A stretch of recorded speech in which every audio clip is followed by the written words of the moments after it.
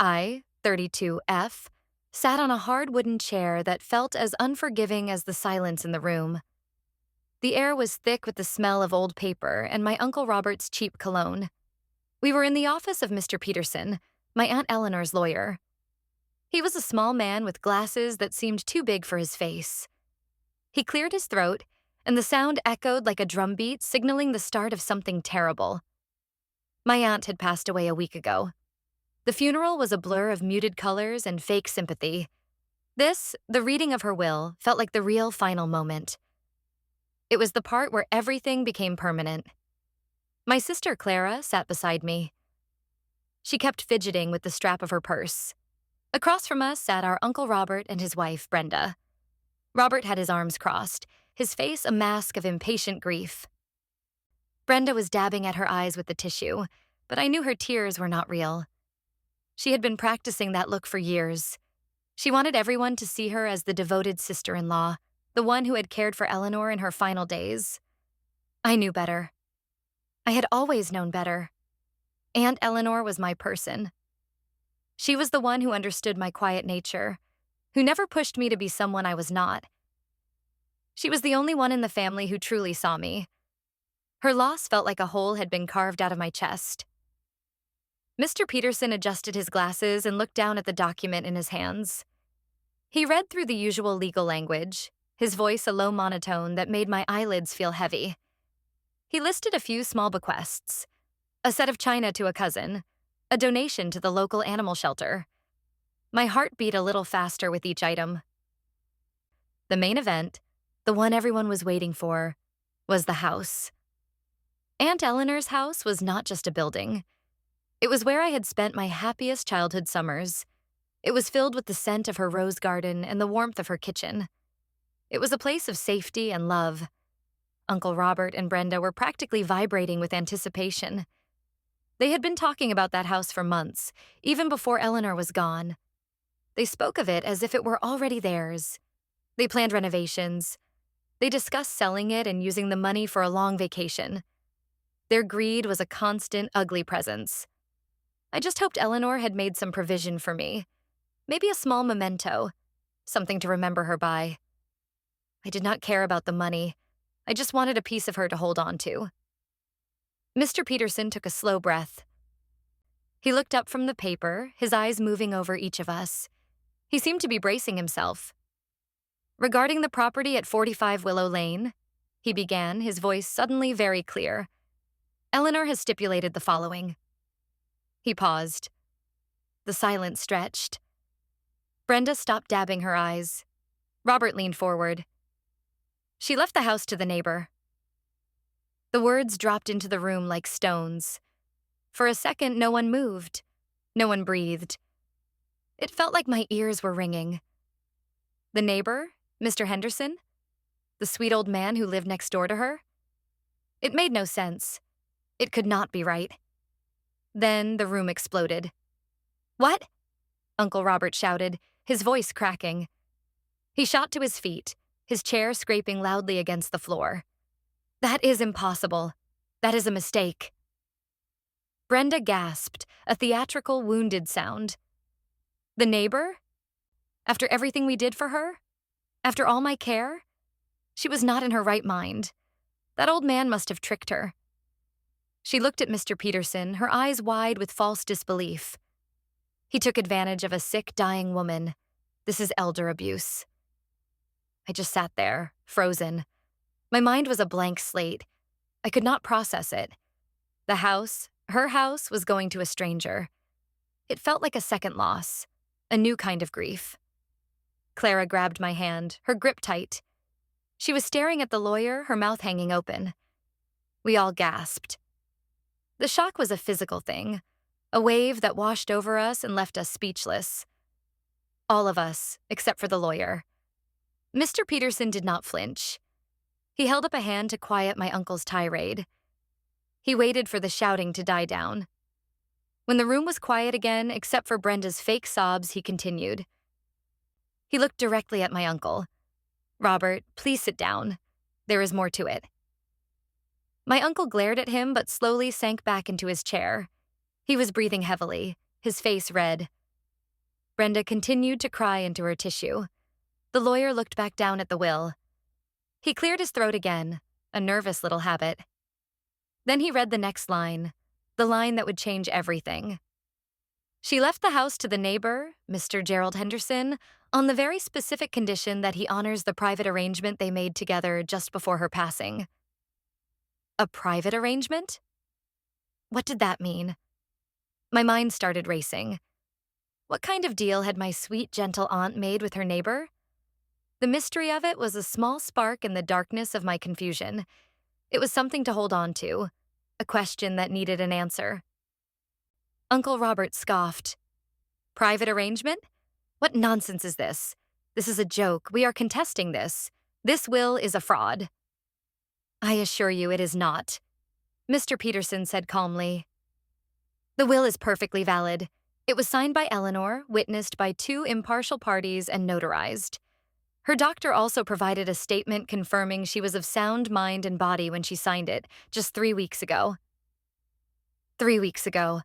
That was when Brenda had started telling everyone that Eleanor was too weak to see visitors. That was when my calls stopped going through. I had tried to visit, but Brenda had met me at the door. She had said Eleanor was sleeping. She had promised to pass on my love. A cold feeling started to creep up my spine. Something was very wrong here. This was not just about a house. It was about my aunt's last days. This is an outrage, Brenda wailed. We were her family. We loved her. We cared for her. I was there every day. I cooked for her. I cleaned for her. I held her hand. And this is how she repays me? By giving her home to a man who barely spoke to her? I knew that was a lie. Aunt Eleanor and Mr. Henderson had been friends for years. He helped her with her garden. She baked him cookies. They would sit on her porch in the evenings and talk. They were good neighbors. But Brenda's words painted a different picture. A picture of a lonely old woman and a scheming opportunist. She was trying to create a story that would make everyone doubt the will. I looked over at Clara. She was pale. She seemed torn. She had always been closer to Uncle Robert and Brenda. She believed their stories. She thought they were dedicated family members. I could see the confusion in her eyes. She wanted to believe them, but the lawyer's words were so final. Mr. Peterson folded his hands on his desk. The will is clear. The house belongs to Mr. Henderson, provided he upholds his agreement with Eleanor. What that agreement is, I do not know. She did not disclose the details to me. She only stated that it was a matter of personal trust between them. Personal trust. The phrase echoed in my mind. Aunt Eleanor had trusted Mr. Henderson with something important, something she had not trusted her own family with. And I started to wonder why. What had happened in that house in those last few weeks? What secrets was she keeping?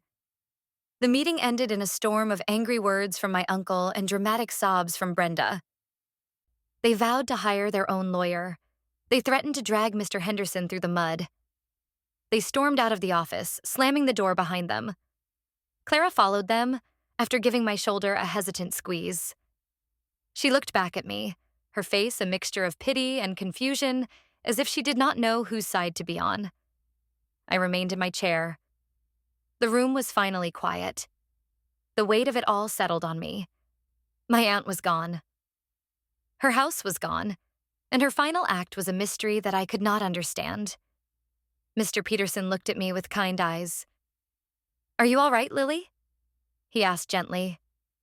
I shook my head. "I do not understand," I whispered. "Why would she do this? It makes no sense." He sighed. "Eleanor was a very smart woman," he said. "She had her reasons for everything she did. Perhaps you should speak with Mr. Henderson. He might be able to give you the answers you are looking for." His words made sense. If there was a private arrangement, Mr. Henderson was the only one who knew what it was. I had to talk to him. I needed to understand my aunt's final wish. I needed to know why she had shut out her family and placed her trust in her neighbor. I stood up, my legs feeling shaky. I thanked the lawyer and walked out of the office. The hallway felt long and empty. The anger of my uncle and the fake tears of my aunt by marriage had faded, leaving behind a cold, hard knot of questions in my stomach. I walked out into the bright afternoon sun, but all I could feel was a growing darkness. I knew, with a certainty that chilled me to the bone, that this was far from over. This was just the beginning. I drove home in a daze. My small apartment felt stuffy and unfamiliar. I sat on my couch and stared at the wall, replaying the scene at the lawyer's office over and over in my head. Uncle Robert's red, angry face, Brenda's crocodile tears, Clara's conflicted expression, and Mr. Peterson's calm, steady voice reading the words that had shattered our family's expectations. She left the house to the neighbor. It was a sentence that would echo in my thoughts for days to come. My phone buzzed on the coffee table.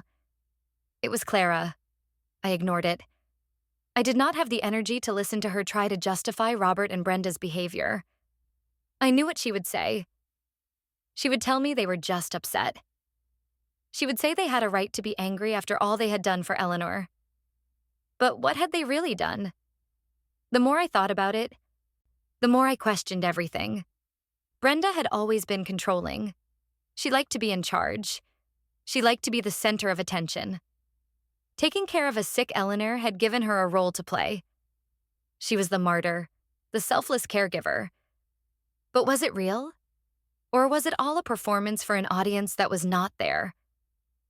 Aunt Eleanor had never liked a fuss. She was a private person. She would have hated being treated like a helpless invalid. I thought about my last few attempts to see her. Each time, Brenda had an excuse. Eleanor was sleeping. The doctor said she needed rest. She was having a bad day. I had accepted it at the time. I did not want to cause trouble.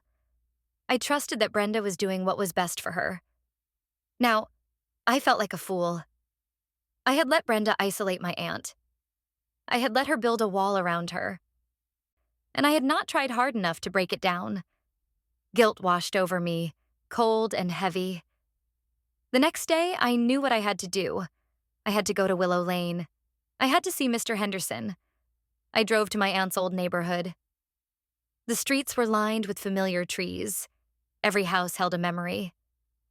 I parked my car down the street from her house, the house that was no longer hers. It looked the same. The roses in her garden were in full bloom, a riot of pink and red. It hurt to look at it. It felt like an intruder was living inside my memories.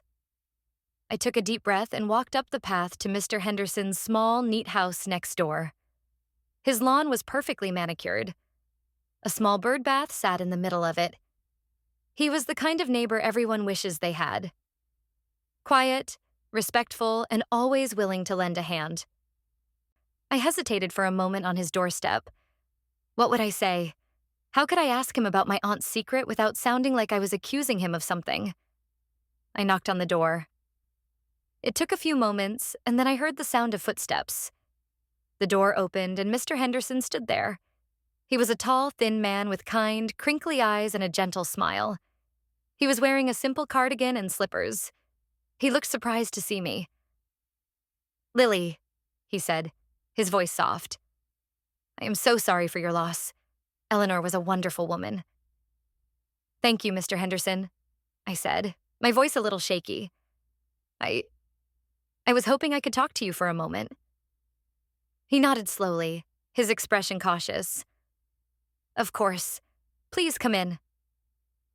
He led me into his living room. It was a comfortable, cozy space filled with books and old photographs. It smelled like lemon polish and old paper. He offered me a seat on his floral-patterned sofa. I sat down, my hands clasped tightly in my lap.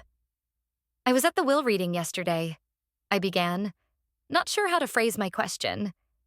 He nodded again, his eyes sad. "I was told. I imagine it was quite a shock for your family." "It was," I admitted. "No one was expecting it. Mr. Henderson, the will mentioned a private arrangement, something between you and my aunt. I do not want to pry, but I need to understand. Why did she do this?" He looked at me for a long moment, his gaze searching my face. He seemed to be trying to decide if he could trust me. I met his eyes directly, trying to convey that I was not there to cause trouble. I just wanted the truth. Finally, he sighed. Your aunt was a very special person, Lily. She was sharp as a tack right up until the very end. She knew exactly what she was doing. He paused as if weighing his next words carefully. She did not want her house to fall into the wrong hands. The wrong hands. He meant Robert and Brenda. A part of me felt a flash of anger at the accusation, the ingrained family loyalty kicking in, but another, more honest part of me knew he was right. They would have sold it without a second thought. They would have erased every trace of her. She was worried about them, I said, more to myself than to him. She was more than worried. He corrected gently. She was afraid. Things were difficult for her in those last few weeks. Difficult? What did he mean? Brenda said she was taking care of her, I said. Mr. Henderson's kind face hardened slightly. Brenda's idea of care and your aunt's were two very different things, he said cryptically. He stood up and walked over to a small wooden bookshelf. He reached behind a row of encyclopedias and pulled out a small, dark wooden box. It was old, with intricate carvings on the lid. It had a small brass lock. He brought it over and placed it on the coffee table between us. Eleanor gave this to me about a month ago, he said. She made me promise that I would keep it safe, and she gave me very specific instructions. I stared at the box, my heart pounding in my chest. What was inside? She told me that after the will was read, I was to give this box to you, Lily, he said, his eyes meeting mine. And only to you. She said you would know what to do. He slid the box across the table towards me. It was heavy. I reached out and touched the cool, smooth wood. My aunt had left this for me. It was a message from beyond the grave. A secret she had entrusted to her neighbor to pass on to me. The private arrangement was not about the house. It was about this box. The house was his reward for being a trustworthy friend. What is it? I whispered, my fingers tracing the carvings. I do not know, he said honestly. She never told me. She only said that it held the truth, and that she trusted you to handle it. I looked from the box to his face. He looked tired, but also relieved, as if a great weight had been lifted from his shoulders. He had fulfilled his promise to his friend. Now, the burden was mine. I took the box. It felt like I was holding my aunt's final words. I did not know what truths it contained, but I knew, with a chilling certainty, that they would unravel the lies that Brenda and Robert had been spinning for months. I knew that whatever was inside this box would explain everything. And I was afraid of what I might find. I thanked Mr. Henderson, my voice thick with emotion. He walked me to the door. Your aunt loved you very much, Lily, he said quietly. She talked about you all the time. She was so proud of you. Tears welled up in my eyes. I had not realized how much I needed to hear that. I clutched the box to my chest and walked back to my car, my mind reeling. I had come here looking for answers about a house. I was leaving with a mystery that felt much bigger and much more personal. The truth was in my hands. Now I just had to find the courage to open the box and face it. The drive back to my apartment was a blur. The wooden box sat on the passenger seat beside me, a silent testament to my aunt's foresight. It was a heavy presence, both physically and emotionally. When I got home, I placed it on my kitchen table and just stared at it for a long time. The lock was small and simple, but it felt like a formidable barrier. What was I so afraid of? I was afraid of confirming my worst suspicions. I was afraid of discovering that my family was capable of a cruelty I had not wanted to imagine. I made myself a cup of tea, my hands shaking slightly. I needed to be calm. I needed to think. I remembered a small box of old keys my grandmother had given me years ago. I kept it in a drawer in my desk. I rummaged through it, trying each tiny key in the lock of the box. Most of them did not fit. But then one of them, a small, ornate brass key, slid into the lock. It turned with a soft click. I took a deep breath and lifted the lid. Inside, nestled on a bed of faded velvet, was a diary. It was a simple, leather-bound book, the kind you can buy in any bookstore. But I recognized her handwriting on the first page immediately. The private thoughts of Eleanor Vance. Beneath the diary was a small, sleek digital audio recorder, and tucked into a side pocket were a sheaf of papers, folded neatly. They looked like receipts. My heart was hammering against my ribs. This was it. This was the truth Mr. Henderson had spoken of. I picked up the diary first, my fingers trembling. I opened it to the last few entries. The dates corresponded with the time Brenda had been caring for her. I started to read. The first entry was dated 2 months ago. Brenda came over today. She brought a casserole. It was mostly salt. She spent the entire time talking about her new curtains. She did not ask me how I was feeling, not once. She just rearranged the pillows on my sofa and told me I needed to get rid of my old things. She has an eye on this house. I can see it. Robert just stood there, nodding along with whatever she said. I felt a familiar pang of annoyance. That sounded exactly like Brenda, vain and self-absorbed. I kept reading. The entries grew more frequent and more desperate. Brenda has taken my checkbook. She says it is to help me pay my bills, so I do not have to worry. She says I am getting forgetful. I am not forgetful. I know exactly how much money is in my account. She says she is just trying to help. But it does not feel like help. It feels like she is taking over. Robert came by today. He wanted me to sign some papers. He said it was just a formality for the insurance. I tried to read them, but the print was so small. My eyes are not what they used to be. He got impatient with me. He said, "Just sign it, Eleanor. Do you not trust your own brother?" I signed it. I feel sick about it now. What did I sign? My blood ran cold. They had taken her checkbook.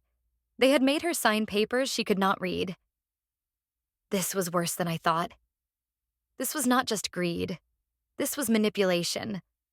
This was a calculated campaign to take control of her life. I turned the page. The handwriting was getting shakier. Brenda has started answering my phone. She tells my friends I am sleeping or not feeling well enough to talk. Lily called today. I heard the phone ring. I tried to get up, but Brenda told me to stay in bed. She told Lily I was resting. I wanted to scream. I wanted to talk to my dear Lily. I miss her so much. I feel like I am in a prison. A comfortable, well-fed prison, but a prison nonetheless. Tears streamed down my face. I remembered that call. I had been so worried. Brenda had sounded so convincing, so caring. She just needs her rest, dear. I will tell her you called. I had believed her. I had let her lie to me while my aunt was suffering. The guilt was a physical pain in my chest. The next entry was even more chilling. They are talking about putting me in a home. Brenda says it would be for the best. She says this house is too big for me. She says they could sell it and use the money to get me into a very nice place. A nice place where I will not be a burden to anyone. I am not a burden. This is my home. I will not leave my home. I had to stop reading. I closed the diary and pushed it away. I felt sick. They were not just trying to get her house after she was gone. They were trying to get her out of it while she was still alive. They were systematically stripping her of her independence, her finances, her connections to the outside world. And they were doing it all under the guise of love and care. After a few minutes, I wiped my eyes and picked up the diary again. I had to know the whole story. I had to see it through to the end, for her. The last few entries were short, the handwriting barely legible. Gerald from next door is my only friend now. He brings me books from the library. Brenda does not like it. She told him not to bother me. But he comes anyway when she is gone. He sneaks me real food. Not the bland, tasteless meals Brenda brings. He brought me a pastry from the bakery yesterday. It was the best thing I have eaten in weeks. He is a good man. I can trust him. I have made a plan. A final plan. I cannot let them win. I cannot let them have this house. They do not deserve it. They do not deserve anything but shame. I have written everything down. I have recorded them. They are so arrogant. They do not even try to hide what they are doing. They talk about it right in front of me as if I am already gone. Gerald will help me. He will make sure Lily gets this. She is stronger than she knows. She will know what to do. She will be my justice. The final entry was just 2 words. Tell Lily. I closed the diary. The room was silent, but my mind was screaming. My kind, gentle aunt had been trapped, tormented, and gaslighted by her own brother and his wife. And she had fought back in the only way she could. She had created a time bomb and put it in my hands. The diary was the fuse. I picked up the audio recorder. My hand was steady now. The grief and guilt were still there, but they were being burned away by a cold, clear anger. I pressed the play button. At first, there was just some rustling noise. Then I heard my aunt's voice, weak and frail. Could you please get me a glass of water, Brenda? Then I heard Brenda's voice dripping with false sweetness. Of course, Eleanor, dear. Just rest. I will take care of everything. There was the sound of footsteps leaving the room. Then a new voice. My Uncle Robert's. He must have thought my aunt was asleep or too out of it to hear. Is she ever going to sign the new will? He muttered, his voice low and impatient. The lawyer is getting antsy. Brenda's voice was closer now. Patience, Robert. We have to be careful. She is getting suspicious. That nosy neighbor keeps sniffing around. We should just get her power of attorney, Robert said. It would be easier. And look like we are trying to steal her money? Brenda scoffed. No, we have to play the long game. The loving, concerned family. By the time anyone realizes what is happening, it will be too late. The house will be ours. And she will be in a nice, quiet home where she cannot cause any more trouble. Then came the line that made my blood boil. The line that turned my anger into a weapon. Brenda laughed, a short, ugly sound. She keeps asking for Lily. She thinks her precious niece is going to come and save her. That little mouse does not have the guts to stand up to us. She will just cry at the funeral and accept whatever we tell her. A mouse. She had called me a mouse. She thought I was weak. She thought I was a coward who would just roll over and let them get away with it. They had underestimated me. They had underestimated my love for my aunt. And they were about to find out just how wrong they were. I stopped the recording. I sat in the silence, the ugly words hanging in the air. They had not just been cruel to my aunt. They had insulted me. They had dismissed me. And in doing so, they had given me all the motivation I needed. This was not just about justice for Eleanor anymore. This was personal. I picked up the sheaf of papers. They were receipts from a local electronics store. One was for the digital audio recorder. The other was for a series of small, high-quality microphones. My aunt had bought spy equipment. The thought was so out of character that it almost made me laugh. My quiet, book-loving aunt had become a secret agent in her own home. She had been gathering evidence. She had been building a case against them. The final piece of the puzzle fell into place. The will. Leaving the house to Mr. Henderson was not a slight against the family. It was a brilliant move. It was the one thing she could do that would guarantee Robert and Brenda would make a fuss. It would ensure they would contest it. It would create a conflict that would force the truth to come out. She had not disinherited us. She had set a trap. And I was the one who was going to spring it. I felt a strange sense of calm settle over me. The confusion and grief were gone, replaced by a steely resolve. I knew what I had to do. Aunt Eleanor had trusted me to be her justice. Brenda thought I was a mouse. It was time to show her and everyone else that this mouse had teeth. And she was ready to bite back. My first call was not to a lawyer. It was to my sister. I needed to know where she stood. I needed to see if she was a lost cause, or if there was still a part of her that could see the truth. I dialed her number, the audio recorder and diary sitting on the table in front of me like a judge and jury. She answered on the second ring. Lily, I was so worried. I called you yesterday. I know, Clara. I needed some time to think, I said, my voice even and calm. Are you okay? I know this is all so shocking. Uncle Robert and Brenda are a mess. They are talking to a lawyer. They are convinced that Mr. Henderson manipulated Aunt Eleanor. And what do you think, Clara? I asked, my question pointed. She hesitated. I do not know what to think. It is just so strange. Why would she do that? Uncle Robert and Brenda were there for her. They did so much. Did they? I asked quietly. Or did they just say they did? There was a long pause on the other end of the line. What are you trying to say, Lily? I am saying that things are not what they seem, I said. I am saying that we have been lied to. I am asking you to trust me, just for a little while. Can you do that? I could hear the uncertainty in her voice.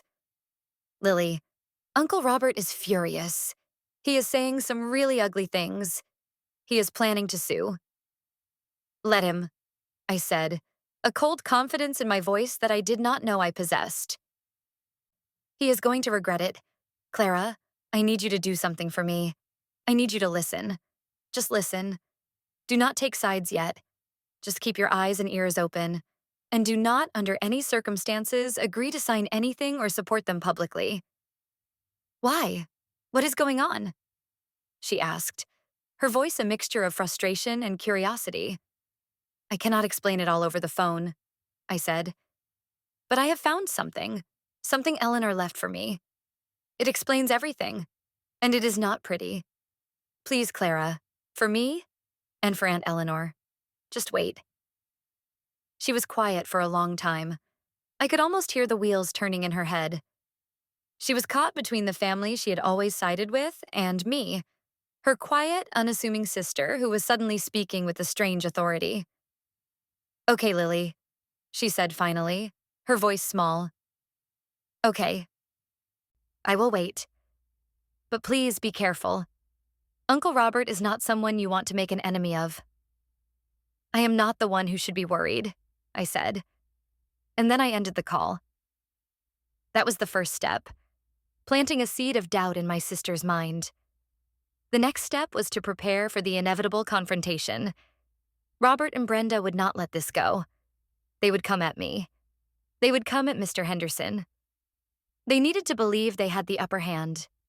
They needed to be arrogant and overconfident. That was their weakness. And it was the weakness I was going to exploit. I spent the rest of the day meticulously going through the diary and the receipts. I made copies of everything.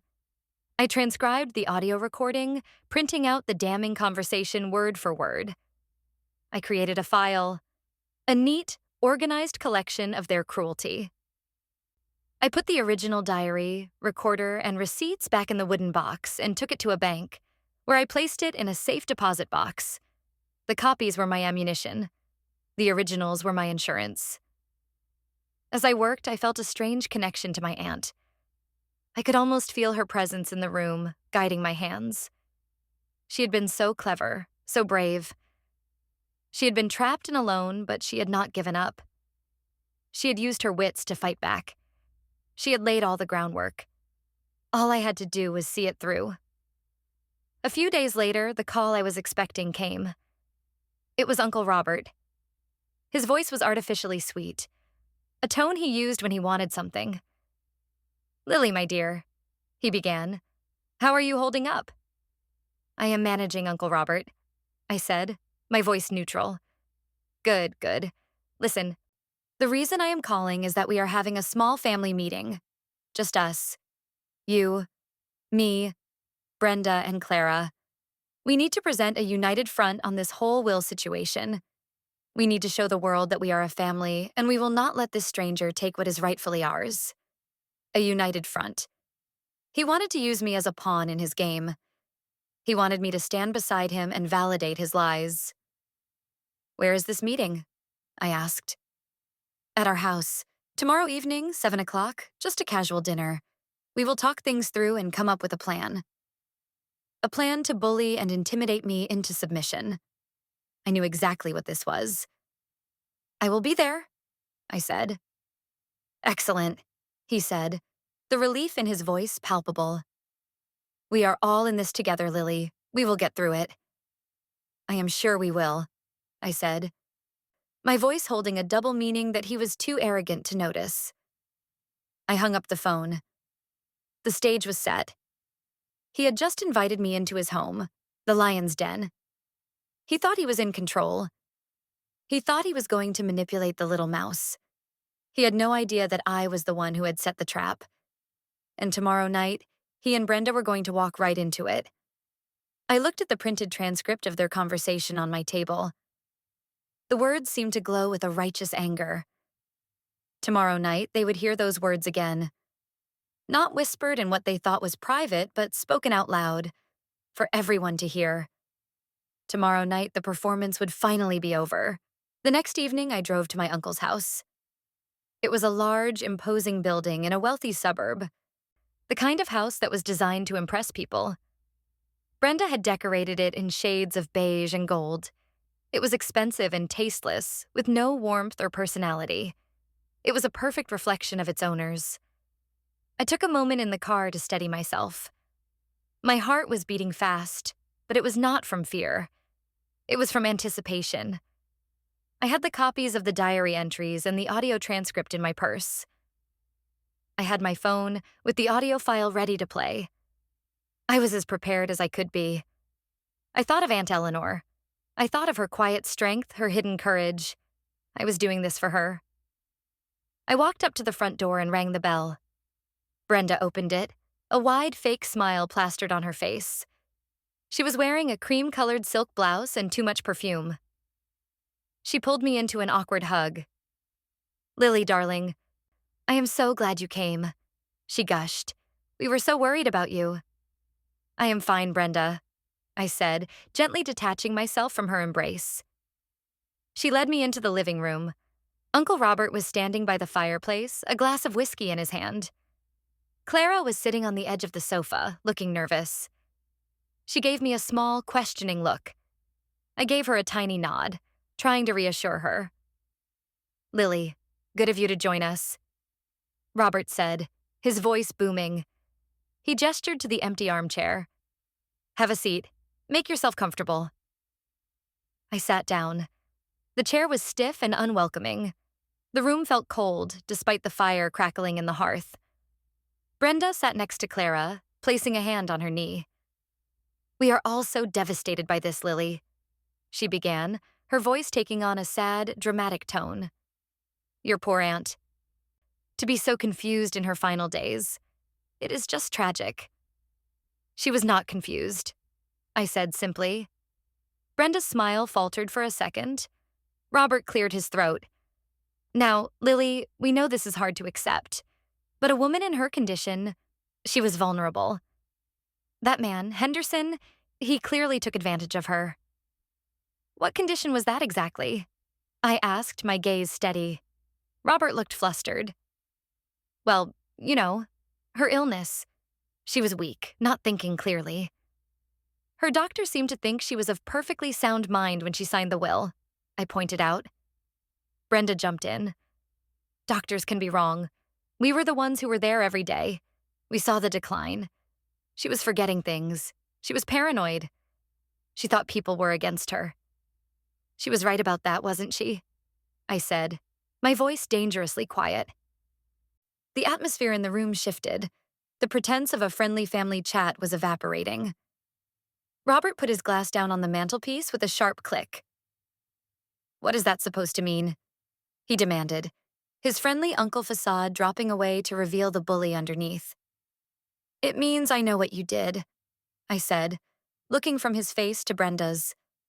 "I know what you both did." Brenda let out a short, sharp laugh. It sounded like breaking glass. "Oh, Lily, grief is making you delusional. What exactly do you think we did, other than dedicate our lives to caring for my poor, sick sister-in-law?" "You isolated her," I said, my voice getting stronger with each word. "You took her checkbook. You made her sign documents she couldn't read. You screened her calls. You lied to me. You lied to everyone. You did not care for her. You imprisoned her? Clara gasped. She was staring at me, her eyes wide. Robert's face was turning a deep shade of red. That is a slanderous accusation. You have no proof of any of this. You are hysterical. Am I? I asked. I reached into my purse and pulled out the folded papers. I placed them on the coffee table. This is a copy of her diary, from the last 2 months of her life. She wrote everything down. Every lie you told. Every time you pressured her. Every time you made her feel small and helpless. Brenda stared at the papers as if they were a snake. That proves nothing, she hissed. She was a confused old woman making up stories. Was she making up stories on this too? I asked. I took out my phone. My hand was perfectly steady. I found the audio file. I pressed play. Aunt Eleanor's frail voice filled the silent room. Could you please get me a glass of water, Brenda? Then Brenda's voice, sickly sweet. Of course, Eleanor, dear. Just rest. I watched their faces. Brenda's smile was gone, replaced by a look of pure shock. Robert's jaw was clenched. Clara was leaning forward, her brow furrowed in concentration. Then came Robert's voice, low and conspiratorial. Is she ever going to sign the new will? Clara's head whipped around to look at her uncle. His face was pale. Brenda's voice again, sharp and condescending. Patience, Robert. We have to be careful. That nosy neighbor keeps sniffing around. The conversation continued, each word a nail in their coffin. Their plot to get power of attorney. Their plan to put her in a home. And then the final damning lines. Brenda's ugly laugh. She keeps asking for Lily. She thinks her precious niece is going to come and save her. That little mouse does not have the guts to stand up to us. She will just cry at the funeral and accept whatever we tell her. I pressed pause. The silence that followed was deafening. No one moved. No one spoke. The recording hung in the air, an undeniable testament to their cruelty and greed. Clara was the first to break the silence. She looked at Brenda, her face a mask of horror and betrayal. You said that? She whispered. You called her a mouse? But it was more than that.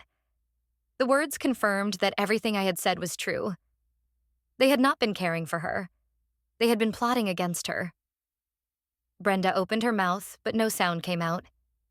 She looked from me to Robert, her eyes wide with panic. The color had drained from her face. Her mask of the grieving, devoted relative had been shattered, and what was left was ugly and desperate. Robert finally found his voice. It was a low growl.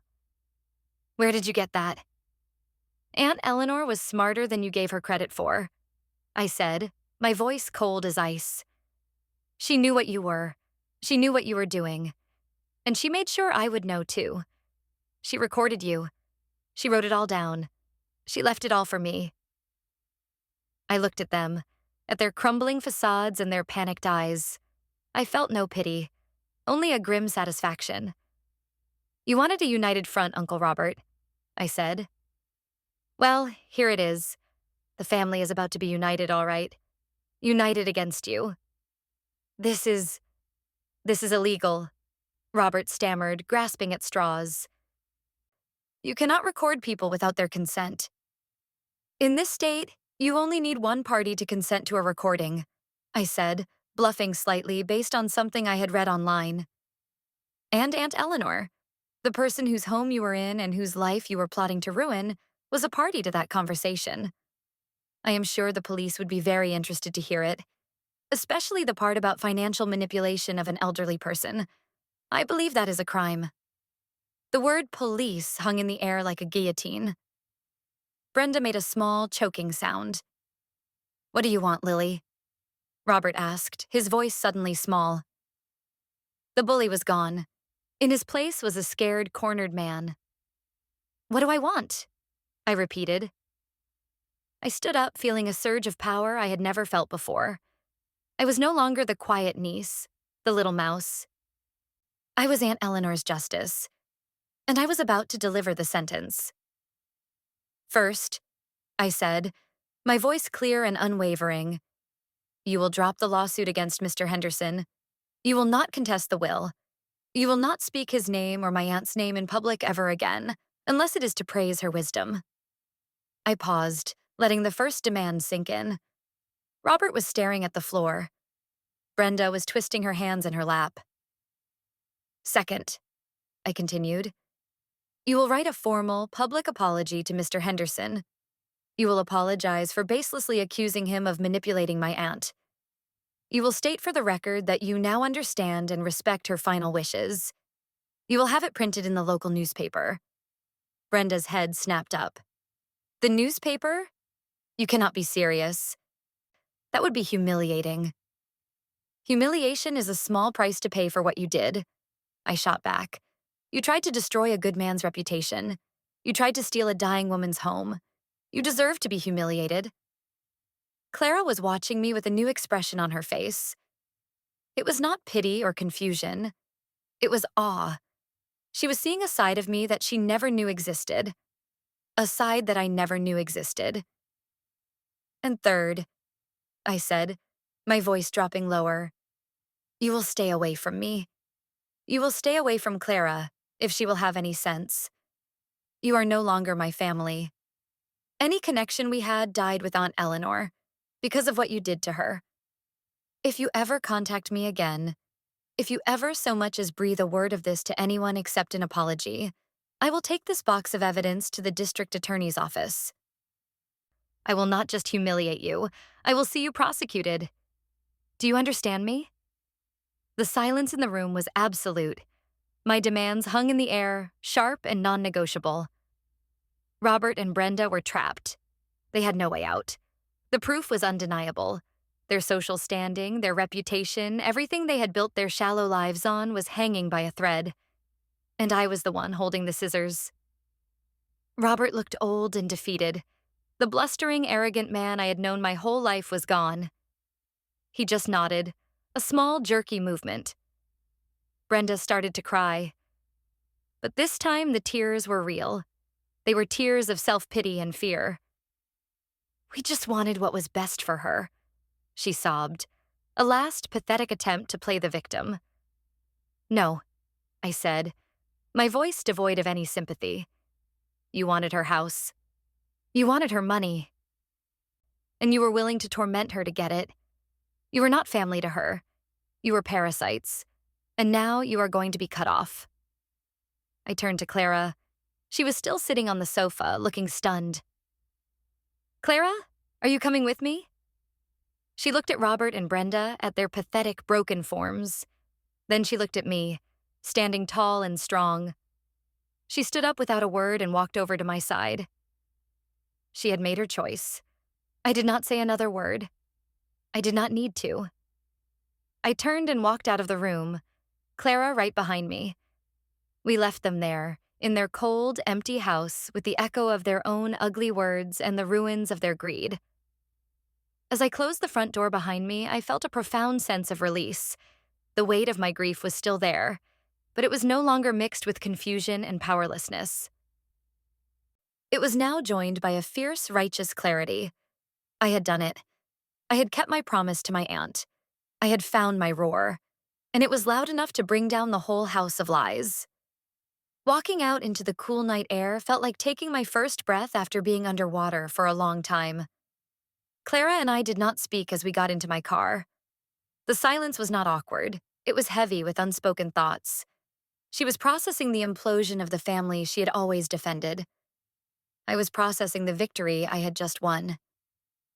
After a few minutes of driving, Clara finally spoke, her voice barely a whisper. I cannot believe it. I cannot believe I was so blind. They are good at lying, I said, my eyes focused on the road. They have had a lot of practice. But I should have seen it, she insisted, her voice thick with regret. The way Brenda was always so controlling, the way Uncle Robert dismissed everything Aunt Eleanor said. I saw it, but I did not want to believe it. I made excuses for them. You wanted to believe in the idea of family, I said. It was not an accusation, just a statement of fact. That is not a crime. But it feels like one now, she said, and she started to cry. Not the loud, theatrical sobs of Brenda, but quiet, heartbroken tears. Tears for our aunt, for the way she had suffered. Tears for her own misplaced loyalty. I reached over and put a hand on her arm. "It is okay," I said. "You know the truth now. That is what matters." She cried for the rest of the ride to her apartment. I did not try to stop her. She needed to grieve, not just for our aunt, but for the image of the family she had held on to for so long. When we arrived, I walked her to her door. "Lily," she said, wiping her eyes, "what you did in there, I have never seen you like that. You were so strong." "I had to be," I said. "For her. She would have been so proud of you," Clara said, and this time the words did not sting. They felt true. "Thank you," I said. "Get some rest. We will talk tomorrow." She nodded and went inside. As I drove away, I felt a sense of exhaustion wash over me. The adrenaline from the confrontation was fading, leaving a deep, bone-weary tiredness in its place. But it was a good kind of tired. It was the feeling of a battle fought and won. The next morning, I received a text message from an unknown number. It was a picture of a letter. The letterhead was from Robert's lawyer, addressed to Mr. Peterson. It was a formal withdrawal of their intent to contest the will. A few hours later, another text. It was from Clara. It was a screenshot from the local newspaper's website. There, in the public notices section, was a small block of text apology. To Mr. Gerald Henderson, it read, "We, Robert and Brenda Vance, wish to extend our sincerest and most public apology for our recent accusations regarding the will of our beloved Eleanor Vance. Upon reflection, we have come to understand and deeply respect her final wishes. We regret any distress our actions may have caused. We recognize Mr. Henderson as a dear and trusted friend to Eleanor, and we honor the bond they shared." It was stilted. It was obviously written under duress. But it was there. They had done it. They had chosen public humiliation over potential prosecution. A small, bitter smile touched my lips. I saved the screenshot. It was a trophy. My next visit was to Willow Lane. I found Mr. Henderson in the garden, trimming the rose bushes, my aunt's rose bushes. He looked up as I approached, a worried look on his face. "Lily," he said, "I heard from your uncle's lawyer. They are dropping the case. What happened?" I sat down on the porch swing, my aunt's favorite spot. "I had a talk with them," I said simply. I explained the situation. They saw the error of their ways. He looked at me, a knowing glint in his kind eyes. He did not press for details. He seemed to understand that some battles are best left undescribed. "Eleanor knew you had it in you," he said, his voice soft. "She always said you were the strongest one in the family because your strength was quiet. You did not need to shout to be heard."